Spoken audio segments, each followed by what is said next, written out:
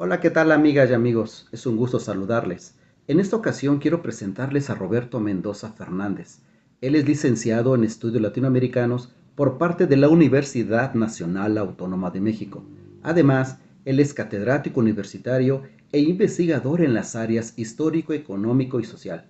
También ha sido ponente en diversas universidades y países como Canadá, Cuba y Argentina. El gran gusto de tenerlo el día de hoy. Vamos a disfrutar de esta charla. Yo soy Tomás Laimón, esto es un punto más. Bienvenidos. Hola, ¿qué tal, estimado Roberto? Es un gustazo platicar contigo, tenerte aquí. La verdad es que ya desde hace muchos días había pensado en poder invitarte, en darnos un tiempo de poder charlar. Hace unos buenos años que no nos veíamos y que no teníamos la oportunidad de dialogar y de establecer o mantener una charla a estos niveles. Y bueno, dije, vamos a invitar a Roberto. Y bueno, pues me da gusto tenerte, me da gusto recibirte, Roberto. ¿Cómo has estado? Pues bien, muchísimas gracias, Laimon. Te hablo de tú por la amistad que llevamos. Muchas Eh, gracias. bien, muy bien, muy bien, te agradezco. Bueno, como tú sabes, ahorita radicando en otra entidad de la República Mexicana, bastante contentos, bastante feliz. Y pues bueno, sí, también acordándome de aquellos viejos tiempos, ¿no? Cuando estábamos en este tipo de diálogos.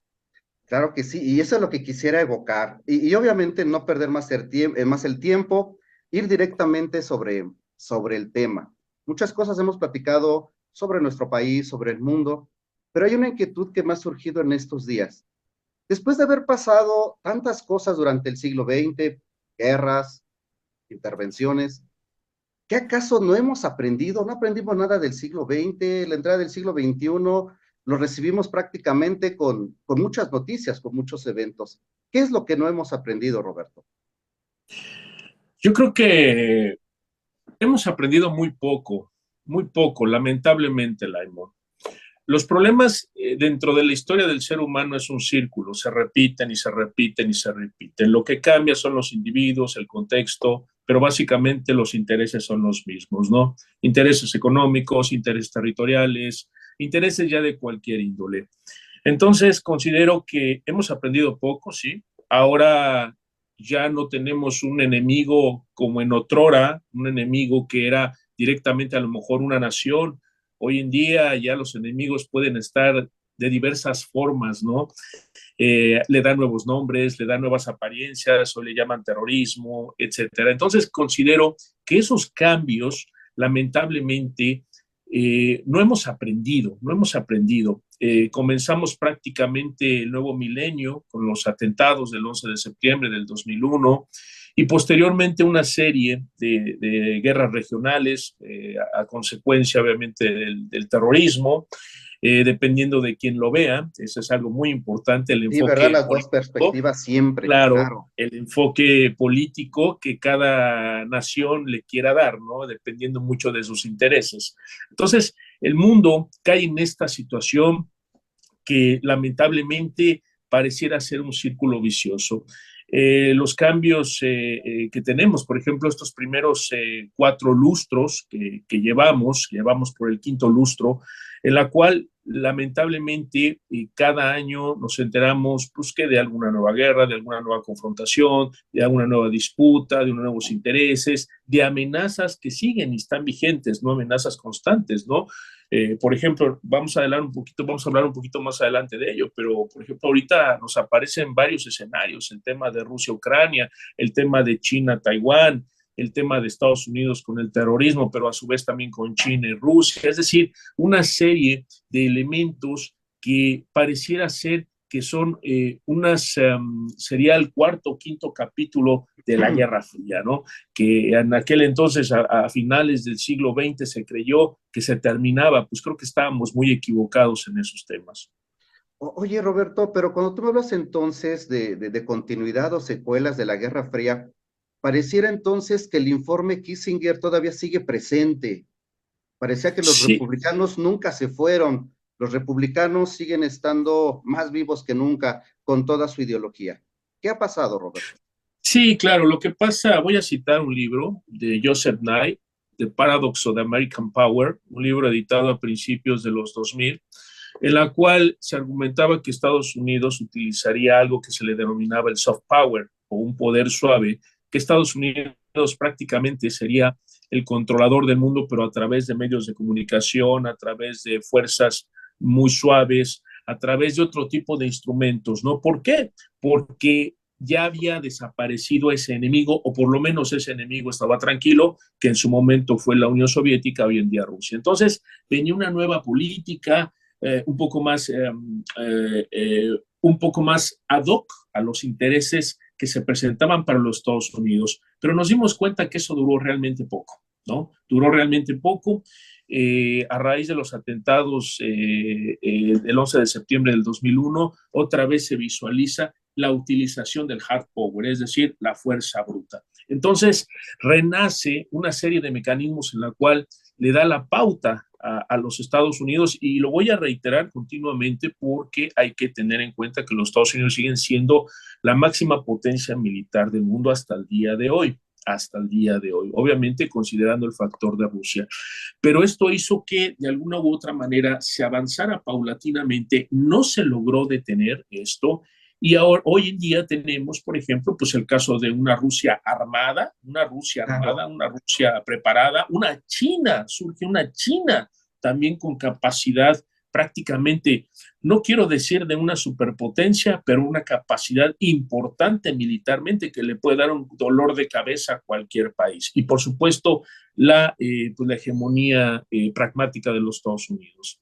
Entonces sí me considero que del reporte Kissinger, simplemente estamos hablando ya de diversas etapas de una confrontación.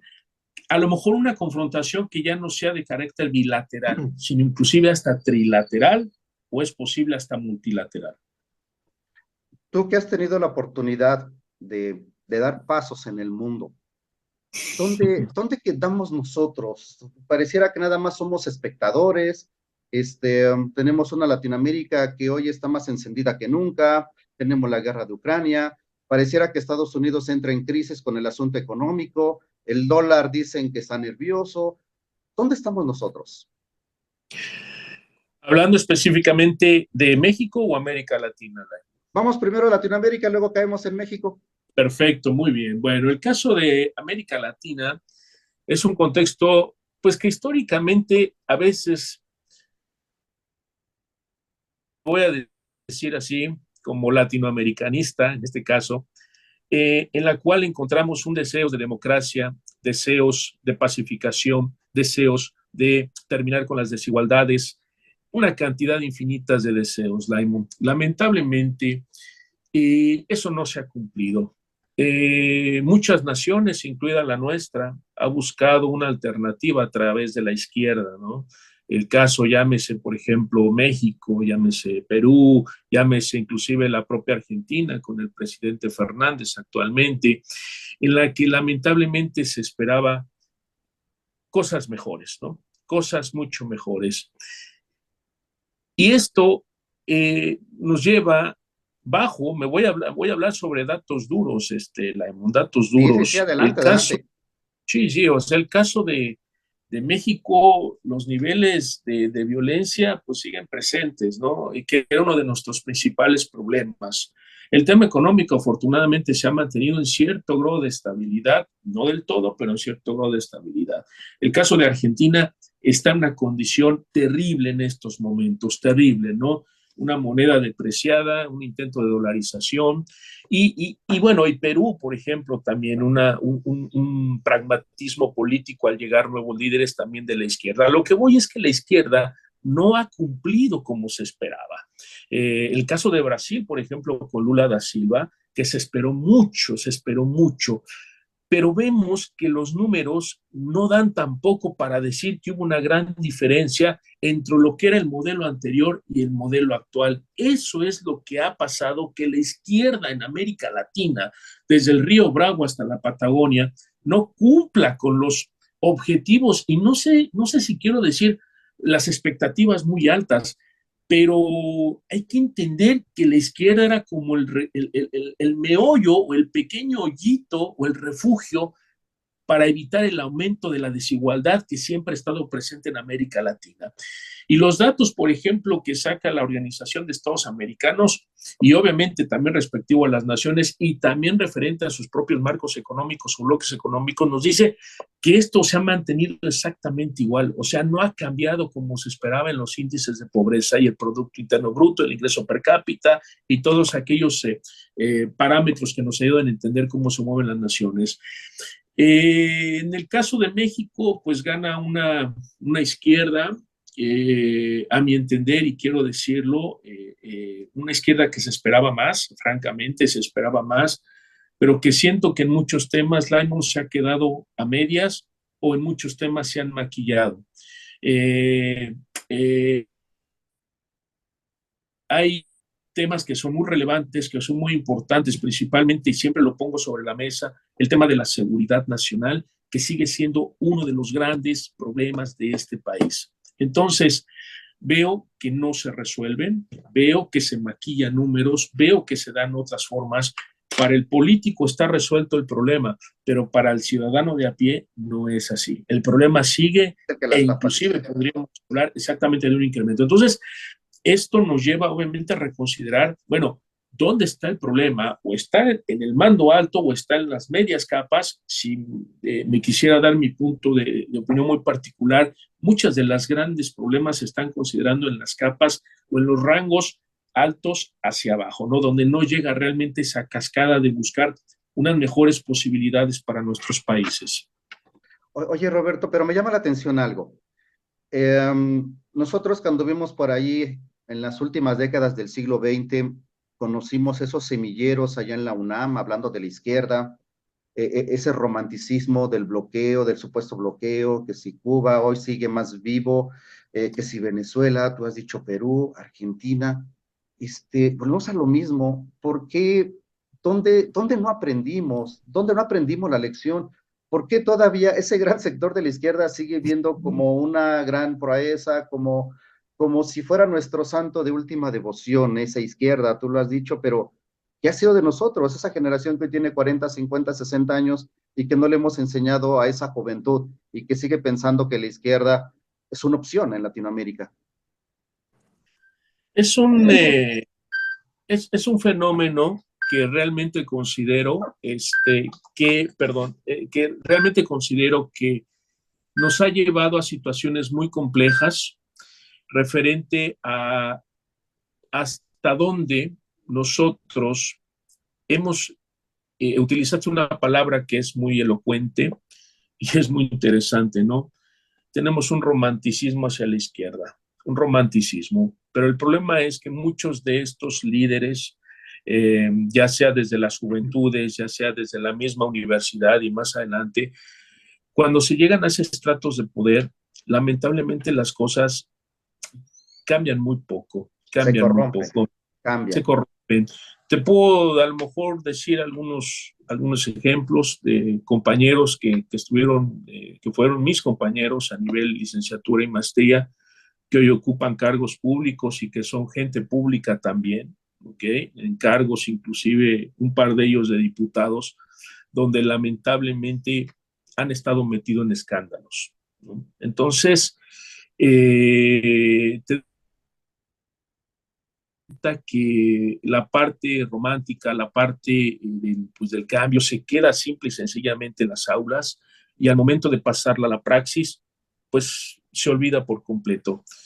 Yo considero de alguna u otra manera que la política, y te lo voy a poner así en la palestra, la política debe ser algo que sea sumamente profesionalizada y que tenga ciertas características para aquellos que se dedican a eso, porque veo con suma tristeza que una vez que se accesan a esos cargos, las cosas simple y sencillamente, o los sueños o los intentos se quedan a medias tintas. Ya después se busca el poder personal, ya el interés personal y se queda fraguado en todo eso. A lo que voy es, alguna vez platicando con una persona que está metida en ese tema, me decía, bueno, es que cuando llegas, Roberto, o te acoplas o te sacan, ¿no? Claro. Entonces también podemos hablar de una estructura pues, que no cambia, y que cada 6 años rogamos porque cambie, cada 6 años pedimos porque ya el pueblo tenga presencia, y no quiero hablar románticamente, sino que el pueblo ya tenga de alguna otra manera presencia, pero con elementos bastante bien aplicados, pero que al momento de que llegan a esta palestra de las decisiones, pues no se aplica del todo, ¿no? Entonces, considero que mucho de ello, mi querido Laimo, se queda en las aulas. Ok, ok, Roberto, sigamos con esa parte, me sigue llamando la atención. Al voltear hacia un capitalismo duro, hacia un capitalismo fuerte, ¿qué está pasando entonces? Tenemos una Rusia que está mandando mensajes y un Estados Unidos que también está haciendo lo mismo y que México dice, bueno, sí me quedo con el dólar, pero dicen que tenemos una crisis. ¿Qué pasa? ¿Qué pasa exactamente con ese capitalismo y ese dólar que por mucho sigue siendo el rey de la economía? No, mira, el dólar yo lo estoy viendo una moneda fuerte, Laimon, indudablemente. Tan es así que la mayoría del mundo se sigue refugiando en él. Esa moneda, esta moneda realmente sigue siendo potente. En el caso de los Estados Unidos, por ejemplo, hay problemas internos, ¿no? Como siempre lo ha habido, son el país con la mayor deuda interna del mundo, en la cual pues no le aflige mucho, es decir, el gobierno le debe a su pueblo, ¿no? No es lo mismo que Claro. una deuda externa, ¿no? Obviamente es muy diferente, entonces no les aflige mucho, ellos manejan sus tasas de interés, etcétera, etcétera, por temas de inflación. Al dólar como moneda tal, la sigo viendo una moneda sumamente fuerte. Tan es así que el euro, recordar cuando el euro entró en la década de los 90 como parte de la sustitución de las monedas locales europeas, que inclusive el euro entró siendo una moneda más fuerte que el dólar, como el euro Claro. fue perdiendo camino con el paso del tiempo, ¿no? Entonces, tan importante fue esto que inclusive algunos países, por diversos motivos económicos, etcétera, algunos de ellos inclusive recordarás que decidió salirse, como el caso de la Gran Bretaña, ¿no? Y obviamente adoptar otra vez su moneda, ¿no? La libra esterlina. Pero en el caso del dólar sigue siendo una moneda fuerte. De hecho, es más, es muy probable que más países adoptan el dólar como moneda de uso corriente. El caso de Ecuador, que lo ha venido haciendo desde el año 2000, el caso de Panamá, que lo ha hecho desde hace mucho tiempo atrás, el caso de Argentina, que ahorita se está debatiendo si se dolariza la economía argentina, ¿eh? Porque pues el peso está hecho pedazos, el peso argentino. Entonces, Pero ha tenido varios hay intentos, ¿no? Oye, Roberto, perdón que te sí, interrumpa. Hemos visto siempre Argentina, ya ha tenido varios intentos y siempre ha caído, siempre ha fracasado, crisis tras crisis, ¿no? y lo va a seguir haciendo y vamos a decir rápidamente por qué. Lo que pasa es que el Banco Central argentino no es autónomo, no es como en México, que el Banco de México sí tiene autonomía al gobierno. El Banco Central argentino depende directamente del gobierno. Entonces, si el gobierno necesita dinero, el Banco Central argentino se lo da. Es decir, emisión de billetes a manera de a diestra y siniestra, ¿no? La otra es que históricamente ya el pueblo argentino se ha refugiado mucho en el dólar por un tema de tradición, al darse cuenta que su peso históricamente no ha cubierto las expectativas. Entonces, el argentino ya promedio busca el dólar, busca el dólar, busca el dólar, busca el dólar. Antes se había platicado, se había visualizado, pero se rompió con esa idea porque en Argentina deciden entrar una nueva moneda, el nuevo peso argentino. Recordarás que en México pasó algo parecido, ¿no? El Claro. nuevo peso argentino y bueno, entonces la idea era prácticamente que con ese peso argentino tendría una, una protección por parte del Banco Central argentino y no se devaluaría tanto como el peso anterior. ¿Qué ha pasado? Pues exactamente lo mismo que había pasado anteriormente, ¿no? El Banco Central argentino sigue emitiendo circulante, el gobierno obviamente le está pidiendo ese circulante, prácticamente hay una costumbre de refugiarse en el dólar. Ahorita, por ejemplo, no hay dólares en Argentina. ¿Y qué está pasando? Que el dólar pues está subiendo. Me quedé en la última cotización. La IMON andaba por 490 pesos argentinos por dólar, Sí, ¿no? algo Por dólar, parecido. por dólar. Entonces, ¿qué va a suceder? Que la propuesta ahorita de uno de los candidatos que está duro en Argentina es dolarizar la economía argentina. Uruguay, de hecho, está dolarizado, ¿eh? Uruguay, que es el vecino de Argentina y que solamente lo separa el Mar del Plata, Uruguay está dolarizado desde hace tiempo atrás, pero a Uruguay no le afectó tanto porque estamos entendiendo de un país pequeño con una población de 3 millones de habitantes. Sí, No no es el tanto. caso de Argentina, de una población de 50 millones de habitantes, donde intentes dolarizar una economía que es más monstruosa, obviamente, que la uruguaya.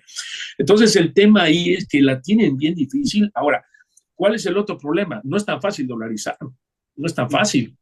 Pues, ¿de Sí, dónde sacas esos dólares? Y dos, Argentina trae un déficit, es decir, le deben dinero a muchos países y obviamente a instituciones crediticias internacionales como el Fondo Monetario Internacional, el Banco Interamericano de Desarrollo, y bueno, la lista es larga, ¿no? Y para recurrir a eso, primero tienes que pagar esas deudas. O sea, el tema de Argentina en dolarización no es que llegue el nuevo candidato y ponga con una varita mágica y diga, ¿sabes qué? Ya vamos a dolarizar todos. No. ¿De dónde van a venir esos dólares? Porque nosotros tenemos deudas que cubrir con nuestros acreedores internacionales.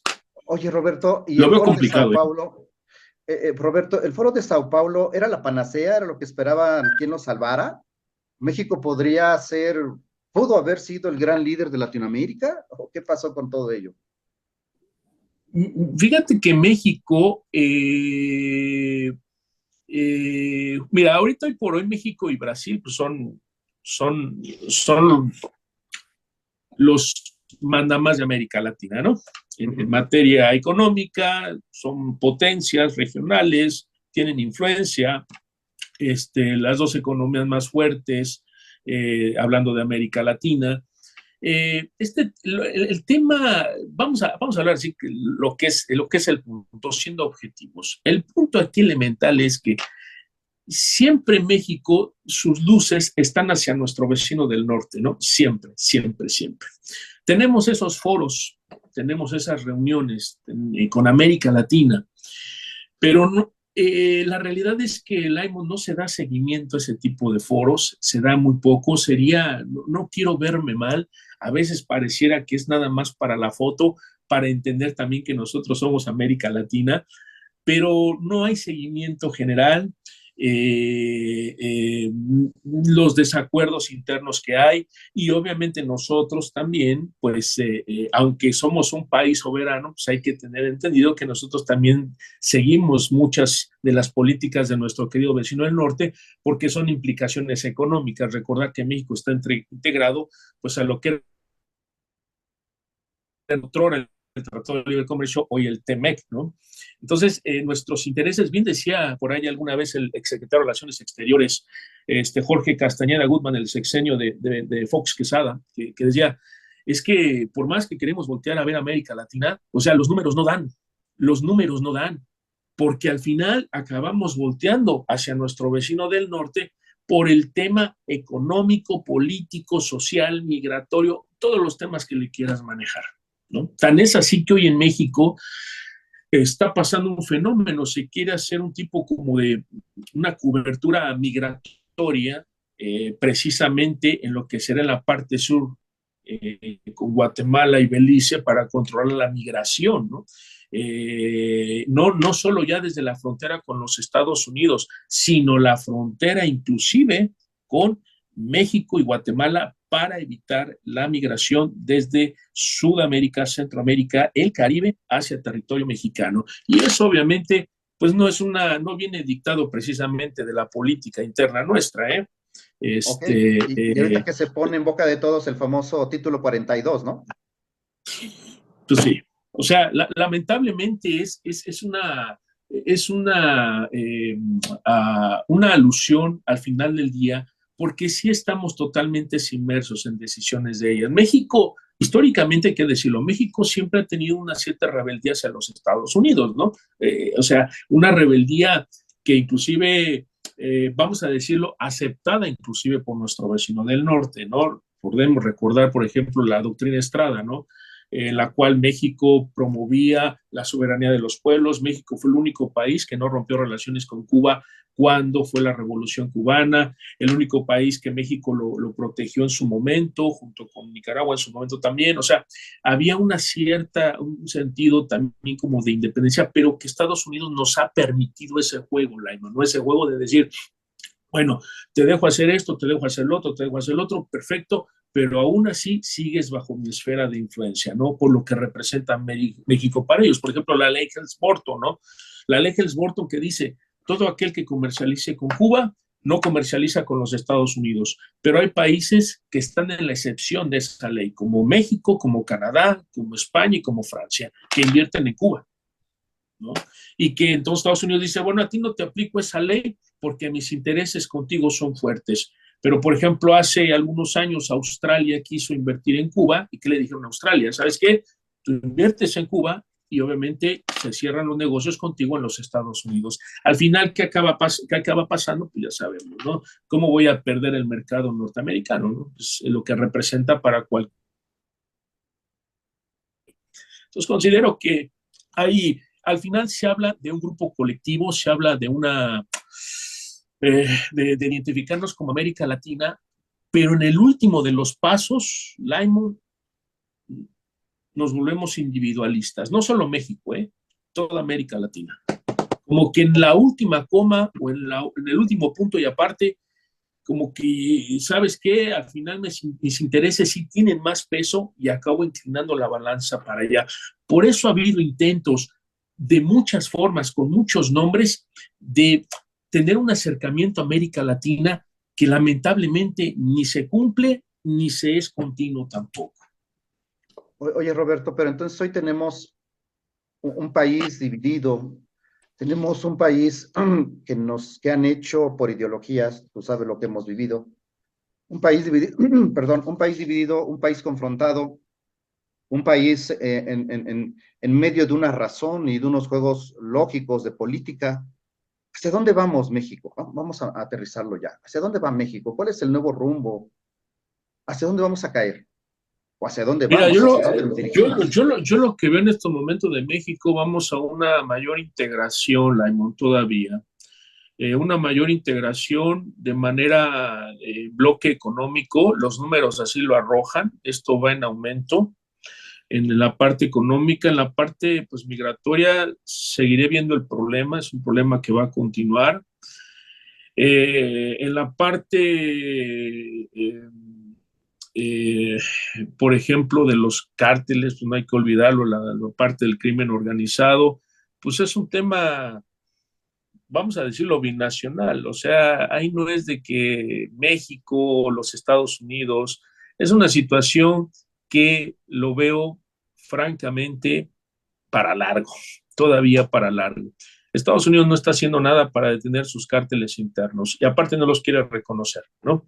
Los Ángeles, por ejemplo, diversas ciudades que tienen ese tipo de problema, pero que todo lo asume México, ¿no? Y México también, ¿no? La parte que le corresponde. Entonces veo que es un problema que no va a terminar, eh, por lo menos ni a mediano plazo, ni a mediano plazo, me iría inclusive hasta largo plazo. Entonces veo todavía una política referente a los temas de seguridad nacional, la veo muy compleja, Laimon.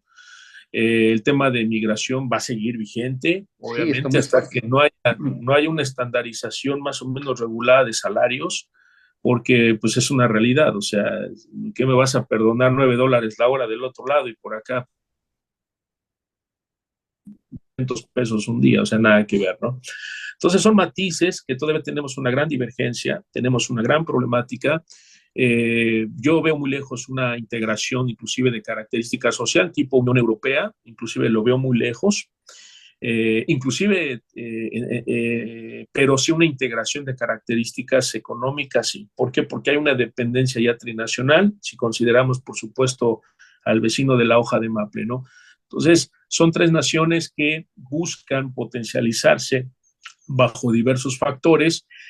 Hay por ahí un dicho que se maneja mucho en historia, Laimo, ¿no? La historia de Estados Unidos no se puede explicar, la historia moderna de los Estados Unidos no se puede explicar sin México e inversa, ¿no? La historia de México moderna no se puede explicar sin la historia de los Claro. Estados Unidos. ¿Verdad? Esa es la realidad. Entonces, todavía veo un México más integrado en materia económica, en materia política, inclusive en materia militar, pero en materia social no, ¿eh? Materia social, lo que corresponde a la población seguirá siendo segmentada por temas, como comento, temas un poquito más de estandarización, que al final recaen en temas de salario. Ok, ¿qué le decimos al ciudadano de a pie, Roberto? Después de vagar por todo el mundo, después de platicar de todo el mundo, ¿qué le decimos al ciudadano de a pie? ¿Qué le decimos al ciudadano de pie? En México vemos, hay una globalización que ha traído sus efectos buenos, sus efectos malos. Veo una característica de México en estos momentos y de algún tiempo atrás, que hay un potencial. Sí, sí hay un potencial fuerte, y conste que siempre he sido muy crítico de México y también crítico de gobiernos tanto de izquierda como de centro y derecha. Veo un México que tiene las capacidades de potencialización. No olvidar que somos al día de hoy la 15ª economía del mundo. En algún momento fuimos la 9ª, ¿verdad? Pero bueno, hay que entender también las dinámicas internacionales que suceden. Entonces veo un México que tiene ese potencial, que tiene una especificación muy importante. Veo que muchas empresas importantes se refugian aquí, ya sea por interés, obviamente, de hacer un tipo dumping o a interés por los Estados Unidos, pero al final hay una plataforma de México muy importante en diversas áreas, en diversos segmentos. También veo un México que con el paso del tiempo comenzará a llegar también migración, de hecho, migración de otros países, no solo como país de tránsito, Laimon, sino como país ya de estancia. Tenemos migraciones importantes que han arribado en este país. Entonces, veo que las dinámicas de México en el sentido de globalización son importantes. Hay que considerar que México es el país con la mayor cantidad de acuerdos o tratados de libre comercio en el mundo, ¿eh? Ni siquiera los Estados Unidos pueden presumir de eso. Sí, claro. Tenemos 42 tratados de libre comercio en el mundo, ya sea binacionales, trinacionales, multinacionales, etcétera, pero al final acuerdos, y eso ha hecho que México, pues de alguna u otra manera se potencialice. Claro, trayendo también sus contras, ¿no? Porque pues la globalización significa competencia. Entonces hay que recordar que cuando México abandonó el proteccionismo y entró en la globalización a mediados de la década de los 80 y luego ya con la entrada del Tratado de Libre Comercio en 1994, pues cuántas empresas en su momento mexicanas no quebraron, ¿no? O sea, ya no pudieron. Entonces tuvimos un problema de desempleo fuerte en lo que había un momento de adaptabilidad. Entonces veo un México que tiene potencial, Aymon, veo un México que sí va a salir adelante, veo un México, hago comparación, hace algún tiempo tuve la oportunidad de conocer algunas naciones de América Latina y lo comparo con nuestro país, Laimon, y sí hay una gran diferencia, ¿eh? O sea, sí puedes visualizar un México que muestra unas características de desarrollo un poco mejor al resto de algunas naciones de Centro y Sudamérica. Entonces considero que México hay ese factor. El único tema que pues siempre ha sido un dolor de cabeza, talones de Aquiles para nosotros, tú lo sabes, el tema de la corrupción, el tema tráfico de influencias, el tema de nepotismo, cosas de esas que parece ser que no acaban, ¿no? Ok, Roberto, hay mucho que platicar, pero vamos a dejarle por el día de hoy. La verdad es que nos has dejado un buen sabor de boca. Hay mucho tema, hay que trabajar más sobre migración. Me gustaría platicar más sobre migración, más sobre Claro. seguridad, más sobre la juventud. Entonces, yo extiendo esta invitación que podamos seguir platicando, dialogando más adelante, Roberto. Y pues yo agradecerte, de verdad, y la gente que nos pueda ver, que nos escucha. Yo sé que tienes muchos fans, mucha gente, de verdad, les va a gustar nuevamente escucharte. Espero que les guste esta charla. Roberto, yo te agradezco mucho tu atención, tu tiempo, y espero verte personalmente un día de estos. Esperamos encontrarnos. Eres bienvenido acá en la Blanca Mérida. Un saludo a todos allá en la Ciudad de México. Sí, bueno, algunos de los que en su momento pasaron conmigo por las aulas y los que no, pues les mando un fuerte abrazo. A todos les recuerdo, pues también fue parte de mi vida, fue parte de mi formación, fue parte de mi aprendizaje, que en algún momento, aquellos que visualicen o escuchen el contenido que acabamos de realizar, pues también se acuerden de estos momentos, ¿no? Yo me acuerdo como no tienes idea, ¿no? De hecho, sí, hay una nostalgia, ¿no? Interesante con ellos, ¿no? Roberto, te agradezco. Muchísimas gracias. Y un fuerte abrazo a ti y a toda la familia. Gracias, muchas gracias, Daimo. Que esté muy bien, hasta luego. Nos vemos, Hasta luego. hasta luego. Bye.